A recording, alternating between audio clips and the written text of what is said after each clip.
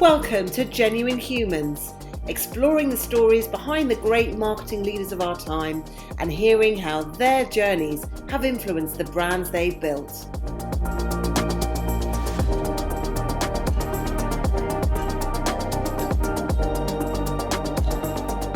Brought to you by The Social Element, here are our hosts, Tamara Littleton, CEO and founder, and Wendy Christie, Chief People Officer.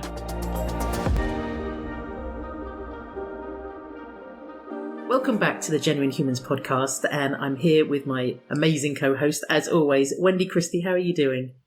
Hello, Tamara. Yeah, I'm doing really well, thank you. I love doing these on a Friday. They're the sort of funnest part of our jobs anyway, I think, and when it coincides with a Friday, it's extra fun. How are you doing? I'm good, and I couldn't agree more. And we are joined this Friday by Dino Myers-Lamptey, and I'm so excited to have you on the podcast, Dino. Welcome. Thank you very much for having me. I'm so glad to be here and excited by what the next kind of hour or so is going to kind of reveal. So let's get into it.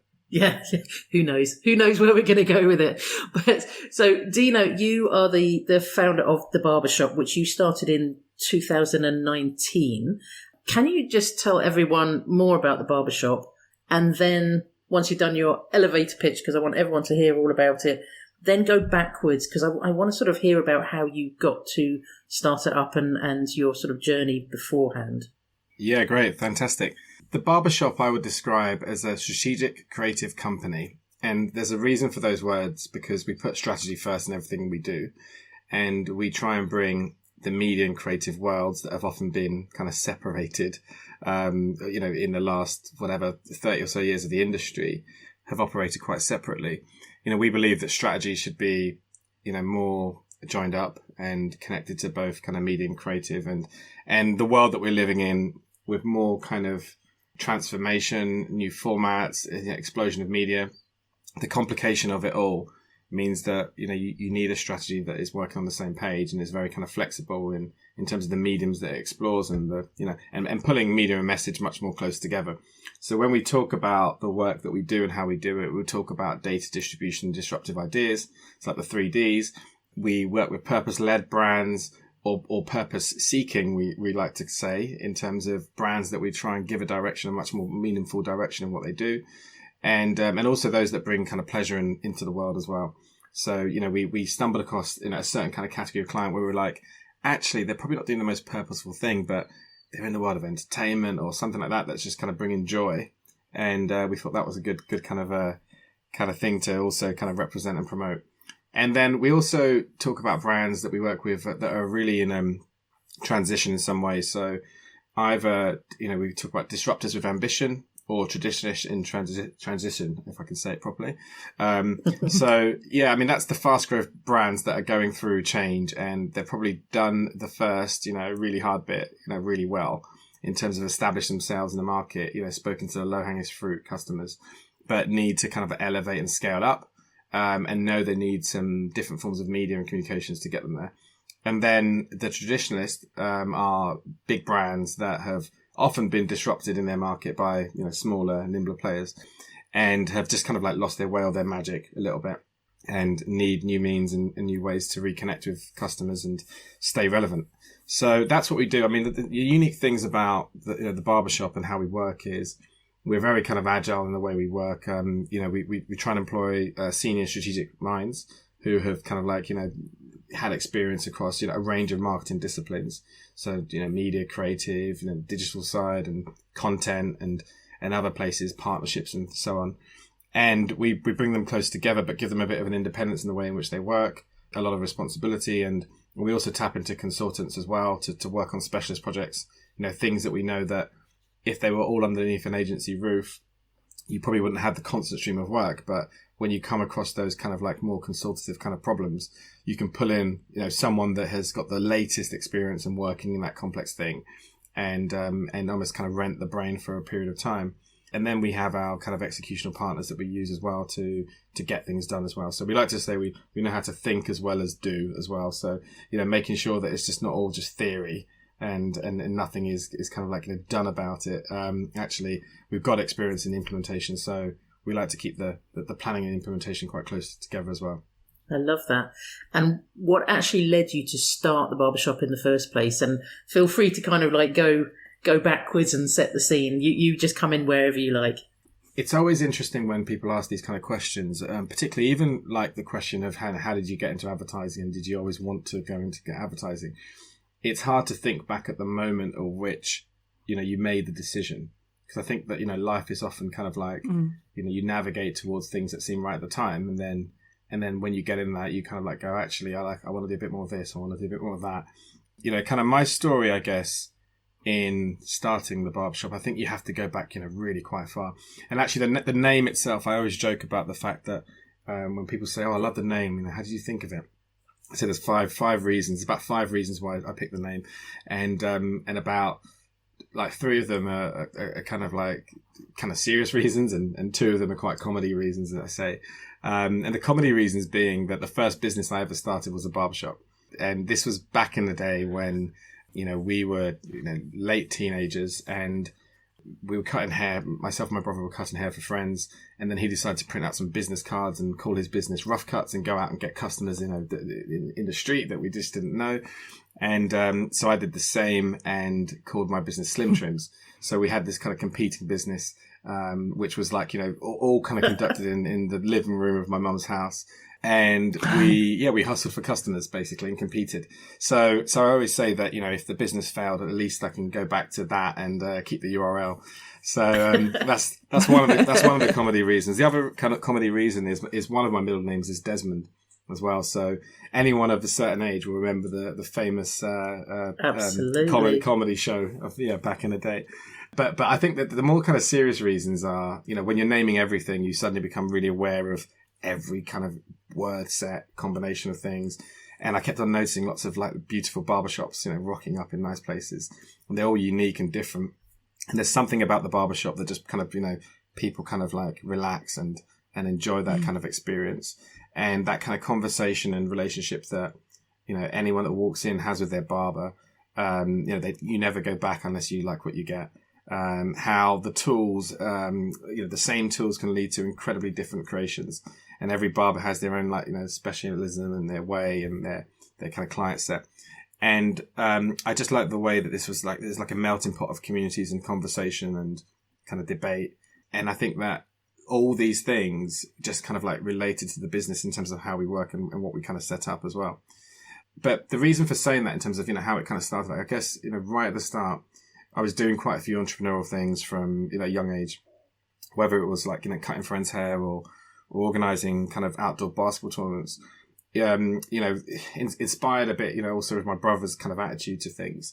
We would go to like a really big basketball tournament in London, like a Nike and Adidas and Converse used to do these incredible tournaments, but they all kind of happened and then they stopped. And then it was like, right, we haven't got a tournament to go to. And we really love these tournaments, and we travel for kind of hours to get to these places. And so we decided to do our own one. We were like, right, let's just kind of organize our own tournament. So we organized this tournament called the Triple Double, which became the biggest outdoor 3-on-3 basketball tournament in the UK at its kind of peak. Yeah, wow. And we did that for a number of years. There were things like, for example, how are we going to raise money to actually fund the tournament? So we came up with the idea of creating tournament T-shirts and selling advertising on the back of the T-shirts, and essentially making it like the back of it's like a page out of the Loot, if you can remember that, like small ads, to all the local businesses, and we were just like knocking on doors, and at the age of like 15 or so, getting small amounts of money to raise a bigger pot to actually make this thing happen. And this thing was run to essentially just, create something that people loved, but also give the profits away to like, the Disaster and Emergency Committee, I think it was at the time, or Peel. And so we did things like that. We organised some underage, we were underage, but we organised just slightly overage kind of parties at school and things like that, when we were about the 16, 17, 18-year-old kind of age group. So some people were the right age. And then there were traffic light parties, foam parties and all sorts. And then I went to university. So I studied economics and philosophy at university. At university, it was a period again of like maximizing the experience, going beyond education itself and trialing loads of things. We really just saw university as an amazing place where so many possible things could happen. if you wanted to do any sport, if you wanted to do any, like, learn anything about how a radio station's run or whatever, you could just throw yourself in and get involved with very little kind of cost. And I think it was one of the most luckiest things, really, because I think that you can easily just go to university for an education and not realize just how much free time you have. I mean, that was one of the most kind of fascinating things about university, just how some people on certain courses just had, the maximum amount of free time. It was a question of like, a few hours a week. And of course, you're supposed to do, lots of reading and things like that outside of those times. All the study. Yeah, study, exactly. There's lots of things you're supposed to do. And actually, my course was quite kind of strange in that sense, economics and philosophy. So philosophy was very much, minimal hours in a room and lots of extra hours expected to kind of read and understand and go beyond that. And that was very, it was quite easy in certain kind of logical sides of philosophy, but difficult in some of the more abstract sides, as you can imagine, like in a never endless kind of like possibilities of reading and rabbit holes to go down. So I decided as well just to kind of like maximize the free time, but get involved in a lot of different things. So there were things like, for example, I was head of advertising for the radio station in Sheffield. At a certain point, we run some big club nights with Gatecrasher and NY Sushi, which are names that people would probably recognize of a certain generation. Actually, I was speaking to someone the other day, actually, that I was just away with who runs a great PR company for the music, a lot of music clients, and Take That, one of their big clients. And I was like, oh yeah, Mark Owen came to one of our club nights in 1998. I remember that well. And so we did all these, things like that, for example. And then I coached the basketball team at some point, the women's basketball team, how I met my wife, and just kind of threw ourselves into lots of different things. And then I run for sports officer as well. So I did an extra year of university. It's like a hustings thing. You had to get elected. We had a friend, actually, that was another thing. We had a few friends who set up a national business, building computers. And it was called Student Comp, and basically building and distributing computers around the whole of the UK. And we helped them with that. That moved into mobile phones towards the end. And it was just like this kind of like, entrepreneurial kind of possibilities, all sorts of different things. So I guess in terms of when I left university, I felt like I wanted to do something probably marketing related and something that involved coming up with ideas, solving problems and working with people and collaborating. And as you do, you apply for certain things. I applied to the graduate schemes and things like that. And I remember the one I remember most was getting nearly picked for the Mars scheme and went down to like the last 25 people, went to the chocolate factory. This kind of like, experience of like, wow, this is incredible. I tell you what, I didn't really like the idea of clocking in, clocking out that everyone had to do in Slough, which I thought, that's probably not what I really want to do. But anyway, those are the rules. Anyway, it was one of those years where they pick, it was around the kind of like, whatever, the September 11th, I guess, in terms of, 2001, 2002. So you still had the aftermath of the economic kind of downfall from that. And so it was just one of those years where there weren't that many jobs. And then, they decided to take, 15 people instead of the 25 or whatever the number was. So I didn't make the cut for that. So you try other things. I tried to apply to a lot of advertising agencies, got rejected by every single one. Not even an interview. And then I stumbled across some adverts on the IPA website for companies I'd never heard of, they turned out to be media agencies. They all sounded like pharmaceutical companies, with all the different names, Mediacom, OMD, Starcom, whatever. But the one thing about them was the description of the work sounded interesting and also used words like, creativity and things like that. And there were 3 very different jobs: TV buying, press buying, and a media planner.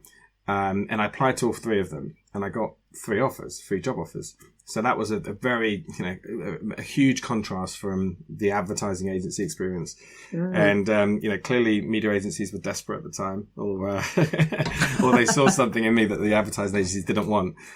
But, I chose the job that was, I was inspired by the people I met more than the job itself that I really wanted to do, which I thought was quite an interesting decision at the time, because I definitely liked the media planning job most. But the people that I saw at Mediacom is where I ended up choosing and going, which was a press buying job, was the thing that, drew me towards them and excited me. And it was interesting because actually at the time, they weren't as big as they are now in terms of the biggest kind of UK media agency, but they definitely were on that path and had that kind of ambition.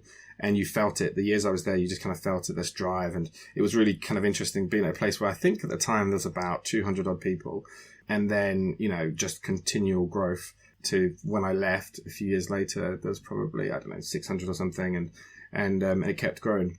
So yeah, I got in, started doing press by him, and all the time, I think this is a really kind of important bit of advice that I give to people as well, is get in the company and look around at the people that you're working with, and see if you want to do their job. See if like the future, being them in the future, makes you kind of happy or excited or whatever else. And I think that the people that I saw in the company that I was most excited by were the people that were doing the strategy jobs, the people that were, it was a very small department, but it was like they seemed to be kind of getting involved in lots of different things, interesting things. And that's what I wanted to do. So I was able to negotiate a transfer after about a year in press to move into planning, which was kind of like the route. And then at that point, really, I kind of like realized that there was too much of a bottleneck for people that wanted to become a strategist. There were loads of planners, but, with a lot more experience than me to get into the strategy roles. You needed some, I don't know what you needed, but, it wasn't an obvious route. So, I took the leap and took a job at a place called Mike Leaders in Bednash, which was famous for creating the genre or the job of comms planning. And that was bringing together media planners and account planners together to form this kind of like new strategic kind of role that, understood media and understood creative and could work, kind of like with clients, but also with other kind of specialist agencies. That was a big kind of bold move, and leapt into it and really kind of thrown in the deep end to like learn strategy. And I think that the Mike Leaders in Bednash is very kind of reputable, but it really was a place that was kind of like, right, here's a load of books on the shelf. Read them, understand it, go and come back with some strategy. So, that was the period of like sink or swim kind of period of, really kind of like kind of difficult. But every difficult moment, you kind of like, when you get through it, providing it doesn't crush you, you kind of like go, oh wow, that was the time when I learned so much about, when you've got a blank sheet of paper, or when you've got like, your back against the wall or whatever. And then I guess it kind of like helps you to not be fazed by the next challenge, the next kind of like unknown thing you're throwing yourself into. What you were saying about being surrounded by sort of people who know more and that you get excited about, I think it's that whole concept of you don't ever want to be the smartest person in the room. You want to be sort of like inspired by other people, and I think that's sort of really coming across as well. Absolutely. I think that the bit about working with kind of great people that inspire you is almost the best advice I can give, in a sense, to someone trying to develop their career over a long period of time.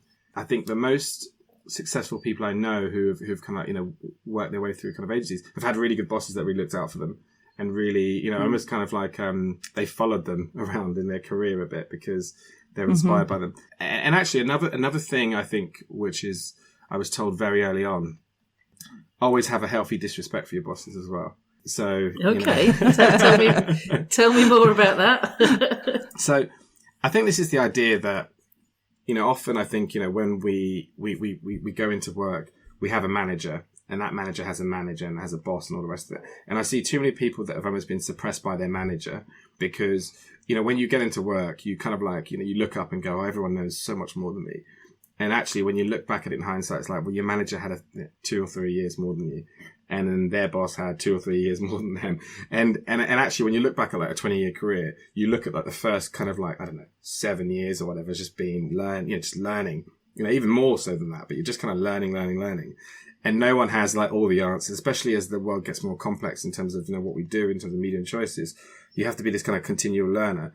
And I guess in terms of, it's the attitude of, kind of, thinking for yourself as well. As much as kind of like you take, the advice and the recommendation, you have to kind of like be able to challenge, opinions and thought, in your own kind of mind and go, is that the best way? Or, or can we do it a better way or a different way? And I think that it only really plays out to the advantage of the company when they give you the freedom to go ahead and press on with things without having to constantly check in.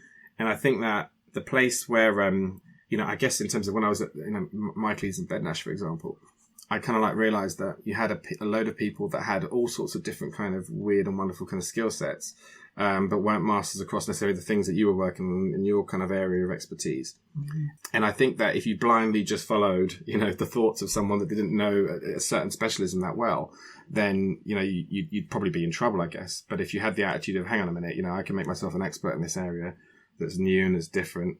And of course, listen to the guidance, but actually sometimes you've got to you've got to push things on, and you've got to be the expert in that area.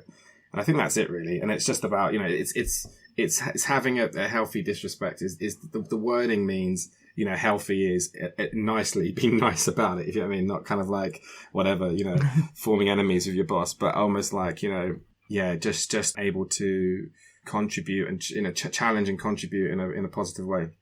And I think that actually, in terms of as I've kind of like grown in terms of my career and got further up to the top, I think that was one of the observations as well, that I always thought that, you'd be getting, the higher you get, you'd be surrounded by people that are just blowing your mind in terms of how, how advanced their thoughts are.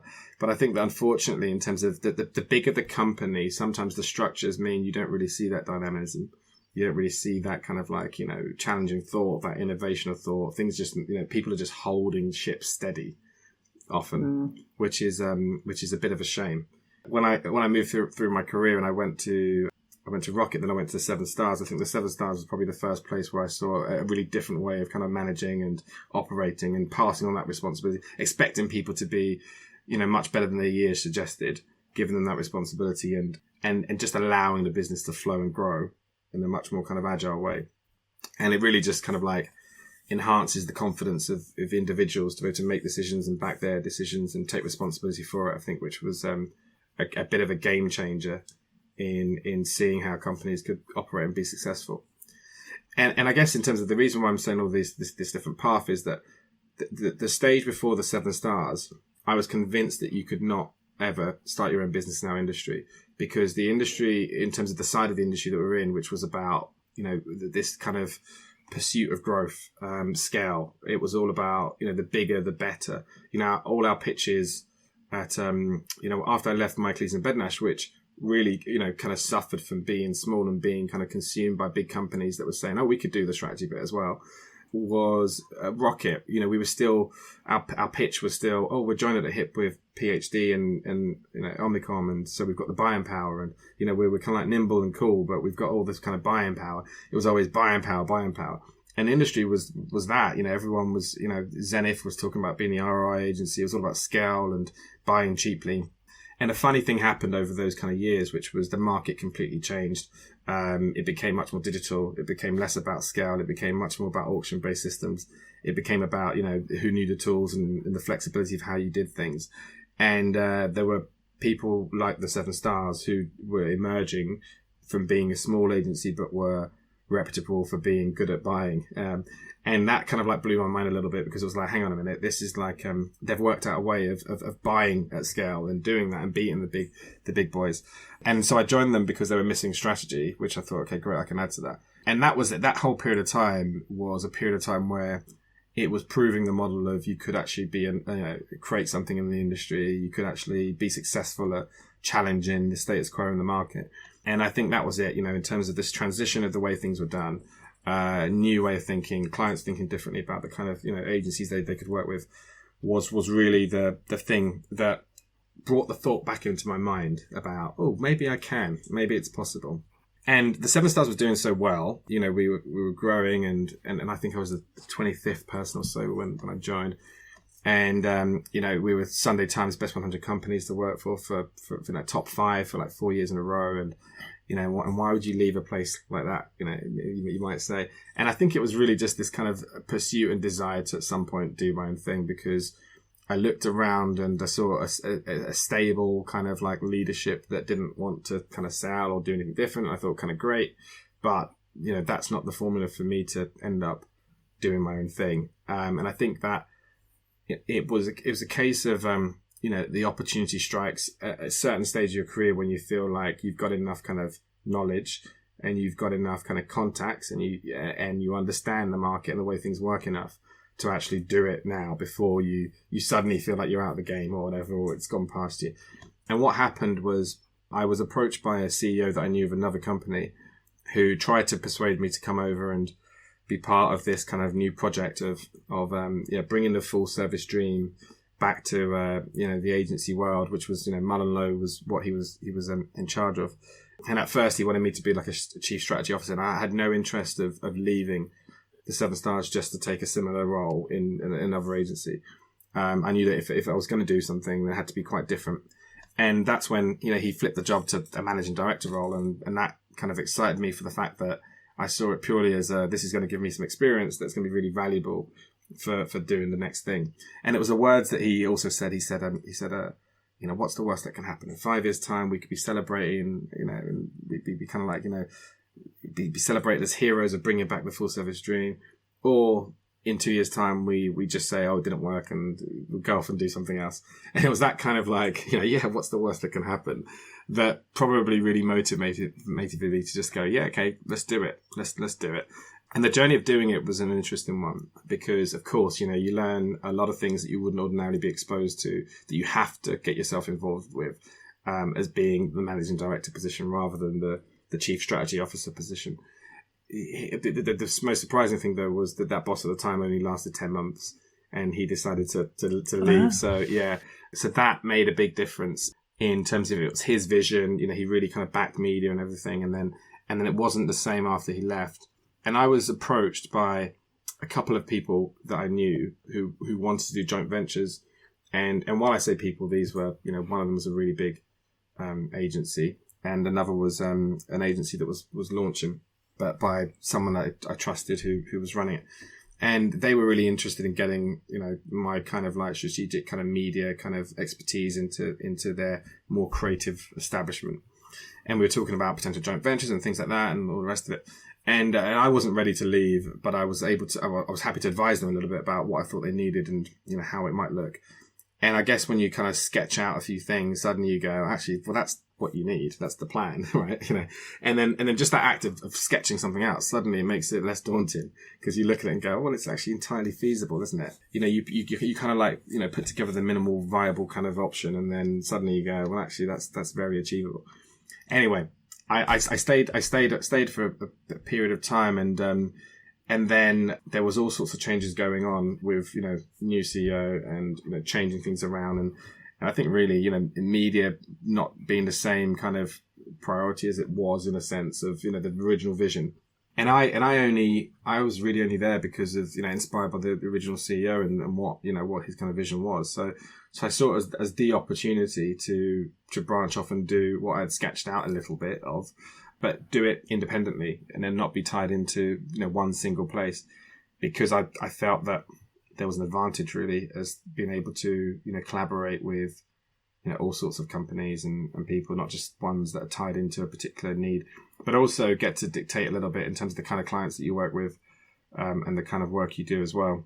So I negotiated an exit, and that gave me kind of like a bit of time and space to think about things and think about other kind of co-founders and things like that, and had some long conversations with some people for a little bit of time.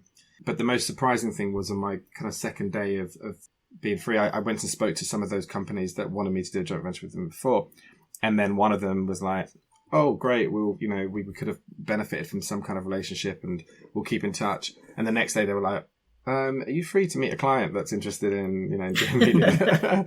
So at that point I was like, right, okay, well, let me just kind of form a company, and and I'm not even sure if I'm settled on this name. Yeah, so I kind of like abbreviated the name because I was a bit like, actually, if I don't want to call it that, maybe I can call it something else and change it to something else. So TBS Partners Limited was formed, and within a month we were doing business for this client, and then more came along in that kind of similar fashion with other people that we made aware that of what we were doing. And when I say we, at the start I had kind of like two other partners that we were talking about kind of doing it with. And actually, probably for the period of about 4 months, actually, they were working with me. But there were complications and reasons why they couldn't go the whole way. One of them was actually working with me while she was on maternity leave. So that was, obviously a complication because she had to return to her company, in a matter of a few months' time. And she was the main breadwinner in her family. So the uncertainty of, all right, what's the salary going to be in year one and things like that, all came a bit, to its head in that sense. And the other person who was brilliant, had exited his company, but he just didn't need to do it. He had other interests, and I kind of realized that he was missing a little bit of that entrepreneurial drive that was needed to be a partner. I thought I could always work with him and call upon him, but in terms of someone that wakes up in the morning and goes, right, what does a new business pipeline look like? What's next, or what can we do next? He wasn't going to be doing that because he'd reached a stage of his career where he was like, actually, I'm going to be an artist. So, right. So, yeah, great, thanks. But anyway, the other side of the journey, which was really interesting. I mean, I spoke to loads of people who'd done it before and been there through the motions, getting loads of advice about, whether it's investors going down that route or not. I actually was lucky because the clients started to pay us, upfront as well. We didn't have credit insurance and things like that, for things, and that really helped with, certain aspects. And then I got investment. I got investment offers from 3 different sources, and actually rejected them all. And haven't regretted that in the slightest. I think that, who would have seen that COVID was coming around the corner? Yeah, when you mentioned you set up in 2019, I just thought, oh, blimey. Yeah. Who knew what was coming just the next year? Yeah, that's it. And, like everyone always says, in terms of, in turbulent times and things like that, suddenly, like, if you survive them, then it makes you that much stronger. And I think that's absolutely true, in a sense that you have to be suddenly really concerned about your cost base and, not make the decisions that I would have made before had it not happened.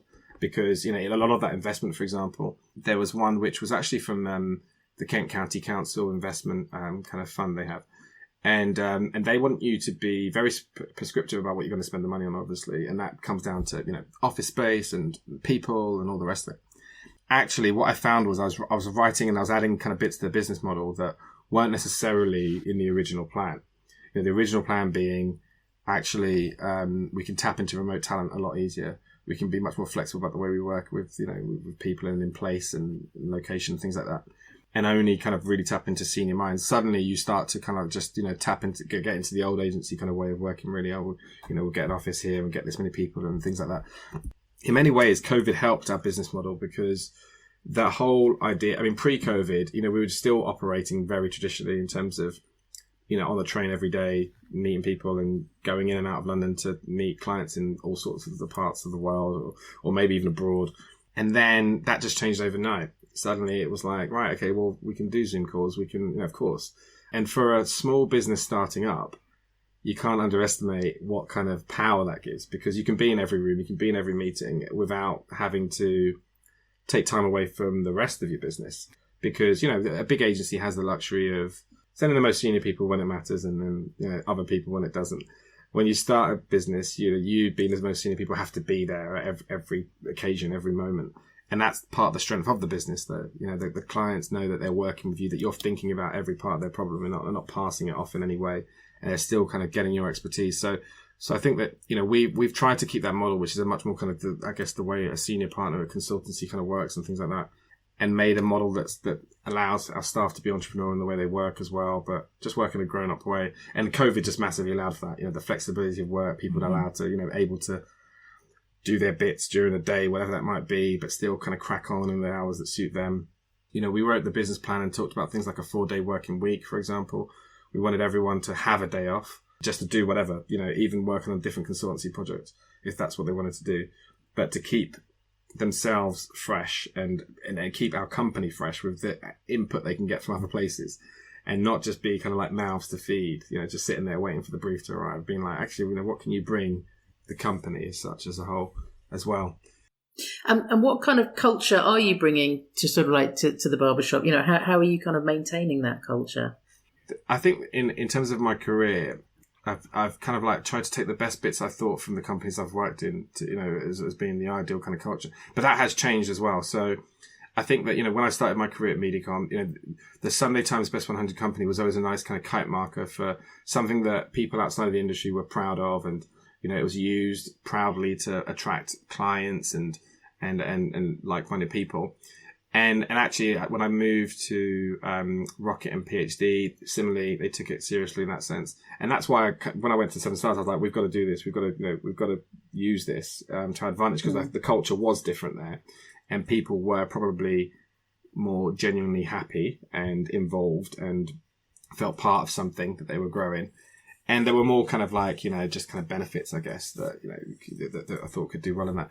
So, but I think that really that the essence of it is that, around the, having a bar in the office and the, free ice creams and whatever else and fun sports days, it's about just giving people kind of responsibility, in terms of, trusting people, trusting that you've employed intelligent people that can actually, surprise you by the work they can do and the decisions they can make. And I think I felt that, in most of the companies I worked at, you always felt like you could give more, wanted to give more, but weren't necessarily always allowed to.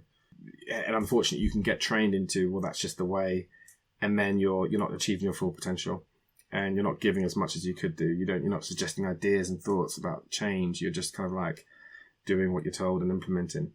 And I think that it was much more possible in the 7 Stars. So that's a key part of the culture. The key part of the culture is about, bringing yourself and ideas to the table, but also getting responsibility. Keep on getting it, so, taking it and obviously checking in and stopping and asking for help and collaborating is a key part as well. But really, much more kind of grown up, almost like allowing people to run their own business within the business in a sense. Yeah. And I think that, when it comes to, and that's what I'll say that the bits that have probably kind of changed in terms of, in our industry, the culture has always been united by a large social element of it all. In terms of, whether it's the pubs, the events, the whatever else, the lunches. And I think that COVID particularly, well, life stage as well. People get to a certain life stage and they've got other responsibilities. They haven't got the time to do that. So enabling, not making it this kind of like essential thing that people have to just kind of drop everything all the time just to be at every place and be at every social function. That's kind of like different in our culture. And it's also different in terms of even the young people we employ, are not necessarily looking for the same kind of form of entertainment that we once had, which I think is an interesting one, because I think that you still need to connect with the industry to build your career as a whole, to have the contacts, and and it's about finding those ways that people can still creating a culture of collaboration, connection, and being interested in it by the industry and understanding it and knowing what's going on and all the different connections, how people are moving around, but doing that without it just being having to go to social events to work that kind of stuff out. Yeah. And actually, you're a big driving force in the industry, because you're sort of part of the Conscious Advertising Network. I know that you're on the board of the Marketing Society.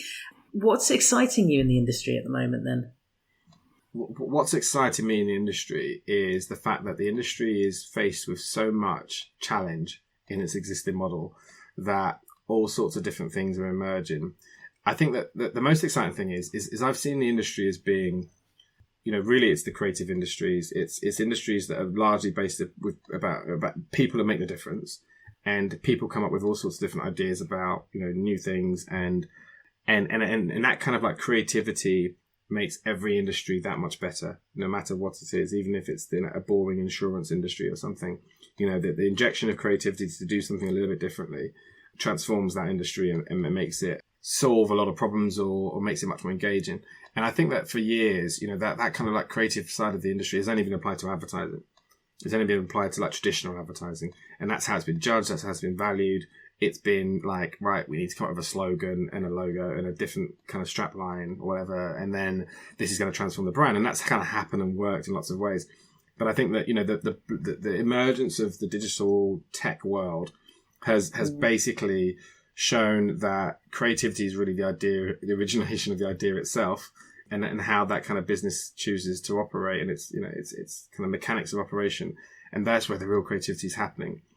And I think that what you've got now is, particularly with the this kind of blowing up of things like AI and Chat GPT and all sorts, is that we're getting back to a stage where the technical side of things is the norm, in a sense. Like, everyone has access to the same mind-blowing, powerful tools.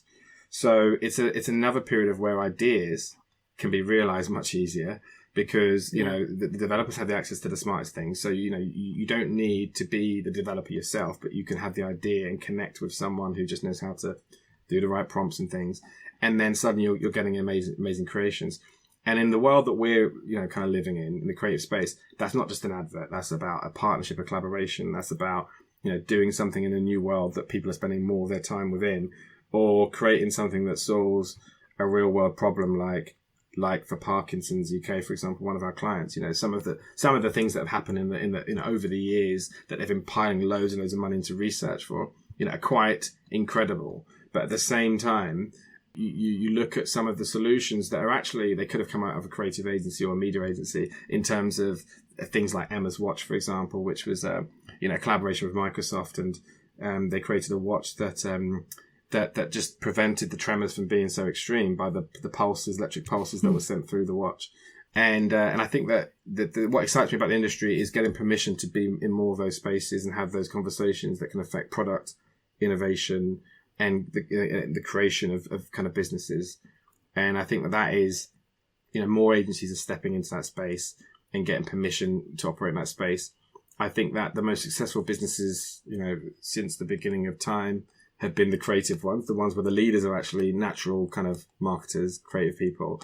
And they might not call themselves that, but I think they had something in them that made them naturally that.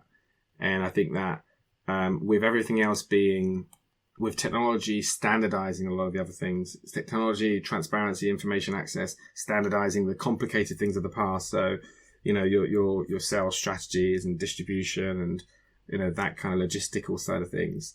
It means that actually the lever that has the most variance to make a big effect is the creative one, is the communications one. And I think that's the space that we're in. So I think while it might get more complicated, I think that I get excited by the complexity of it. I love that. So we're going to move on to the last part of the podcast now, where we ask you a few quick-fire personal questions. So let's start with, what's your idea of a perfect weekend? Okay, this is a great question. And I was speaking to someone the other day about this, because there's almost the pre-COVID, the during COVID, and the post-COVID answer, which I think have all informed, you know, what we should be doing. I think pre-COVID, my weekends were just packed with, you know, 101 things to do. And while it seemed that was the perfect weekend, it wasn't really, because I didn't think you had time to kind of, you know, recuperate, relax, get space and think. I have 2 children, 2 boys. So the perfect weekend always involves doing lots of things with them. I actually coach my eldest football, who is under 9 at the moment, but they're playing in an under 10s league. So the perfect weekend always starts with, you know, a coaching experience in the morning. I think that I find it fascinating. I've done a coaching course in terms of a business, like, you know, lifestyle, like adult coaching course as well. And I find that the similarities and the things that you can apply are just quite fascinating in terms of developing people and seeing how people react and respond. And when you coach kids, it's like an experiment that happens every week, you know, where you've got a match or a training or something, and you're just telling them things and how are they soaking it in and what they're doing. And right, you've got to work on something that someone's not very good at, and how long is it going to take before they grasp that, and it all clicks together. So it's a nice kind of challenging kind of way to start the weekend, but also it gets the kids out, gets them off the screens. And, you know, we have a screen ban before any kind of activity like that is done. Nice. And then, and then the weekend after that, the perfect weekend after that would be kind of go home, do things around the home, you know, relax a little bit, allow the kids to kind of do what they want to some degree as a bit of a reward. And maybe kind of go out and meet some people, some friends as a group in some way or form, maybe to the park or something or whatever, or around someone's house. Hopefully it's sunny, so you can kind of like be out for longer. And then I would definitely try and watch Liverpool play at some point, if they're playing on a Saturday or Sunday. Ideally to beat Man Man U that's 7. it. Oh God, that would be the perfect weekend, isn't it? Was. That's it. And then on a Sunday, if there's a Sunday lunch involved, whether it's cooking or visiting or going somewhere, kind of great. And then trying to get some time to, you know, I mean, I'm on quite a few kind of helpful groups that share lots of interesting articles and things like that. And you never really have the time to read them, just, you know, kind of on the go when they drop. So catching up on some of those things, I think is part of a perfect weekend as well. And probably working on some of the extracurricular things, you know, towards the evening, just to kind of like move things along a little bit as well. What would we find if we were to snoop around in your fridge? This is a very topical question for me right now. Because, all right, so firstly, the fridge is filled with things that my wife likes and things that the kids like. The kids kind of generally eat anything, but my wife is vegetarian, so, there might be some things in there that are just specifically kind of veggie for her. But for me, you'd always find something like chicken wings that, that will be prepared and cooked, quick, easy for the kids, for me, whatever, done. And quite recently, you'll find some strange ingredients, because I recently did one of those check my body kind of health, kind of hair test things, which give you all these kind of food intolerances and things like that. And I found out that, I've got a bit high intolerance to, a lot of dairy products. But also it gives you this advice about, the things that you're lacking in your gut and what you can do kind of get more of from more kind of random things. So I'm undergoing a bit of an experimentation with that at the moment. Just kind of like taking certain things out for 4 weeks, putting certain things in. And so the most interesting thing you find in my fridge right now is some sauerkraut, because sauerkraut, believe it or not, has a really good, healthy bacteria that I needed in my gut. So sauerkraut. Fantastic. Very quickly, how would you fare in a zombie apocalypse? Oh, wow. I mean, it would be, being someone that has kind of like grew up on kind of gaming and things like that, there's a small amount of it that would excite me. In terms of, the idea of, right, coming up with a plan, packing the bags very, very quickly and getting in that car. And it's an interesting one because we had a bit of that COVID experience. I wasn't the person that bought loads of toilet roll, by the way. Just getting that out there now. But I was, we all did that. Like, okay, what cans of things can we buy that, we might need?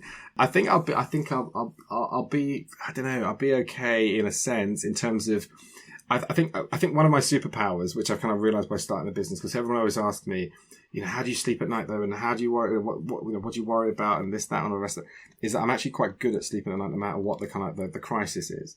So I think that I would give the appearance of coping quite well, but I would be crapping myself for sure underneath. And I would be trying just to kind of like hide in the furthest possible place. That would be my strategy. I wouldn't be kind of like chasing the zombies.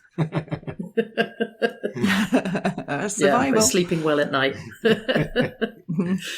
Dino, it's been such a pleasure. I'm so pleased that we managed to get you on the podcast. Thank you for making this happen. And I want to just give you the sort of platform at the end with any closing thoughts from you. Thank you for having me. It's been an absolute kind of pleasure and a nice journey going through all sorts of different things that provoking memories from the past. I mean, closing thoughts, I think that the thing that excites me about the industry is also the thing that can be our existential kind of crisis. And I think people are thinking about that in a world right now when people are thinking about what's going on with the banks and what's going on with the economy and all sorts and AI taking over jobs and all sorts. I think it's, we've got to stay positive about it and be excited by the possibilities and throw ourselves into it. Keep on learning, keep on like trying to understand things a little bit more. But also, like the title of this podcast, we've got to think about humans. We've got to think about, maintaining that human aspect about what we do. Everything I do with the Conscious Advertising Network, I think is some of the most important work that I'm doing right now in terms of making sure that advertising isn't funding bad shit, making sure that it's going in the right direction to generate, truthful kind of news, not spreading misinformation, disinformation, protecting the climate. And I think that we've got to realize that the pounds that we spend can have a disproportionately large effect in communicating, what's kind of right or wrong, and that changes everything.